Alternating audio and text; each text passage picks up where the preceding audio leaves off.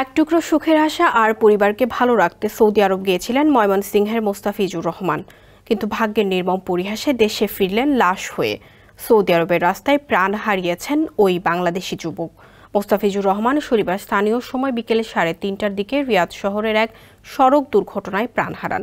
নিহত মোস্তাফিজের বাড়ি ময়মনসিংহের নান্দাইল উপজেলার জাহাঙ্গীরপুর ইউনিয়নের তারাপাশা গ্রামে। তিনি ইউনিয়ন যুবলীগের সভাপতি ছিলেন। জাহাঙ্গীরপুর ইউনিয়ন পরিষদের চেয়ারম্যান মোহাম্মদ কামাল উদ্দিন মণ্ডল মুস্তাফিজের মৃত্যুর বিষয়টি গণমাধ্যমকে নিশ্চিত করেছেন। নিহতের খালাতো ভাই মোখলেসুর রহমান জানান, 13 মাস আগে কাজের সন্ধানে তিনি সৌদি আরবে যান। সেখানে একটি কোম্পানিতে চাকরি করতেন। পরিবারকে একটু ভালো রাখতে সৌদি আরব যান মোস্তাফিজুর। যমুনা রেফ্রিজারেটর, খাবার ফ্রেশ তো লাইফ জম্পেশ। এমনটাই জানান মোস্তাফিজের স্ত্রী সুইটি আক্তার। 3 ছেলে নিয়ে এখন অসহায় তিনি।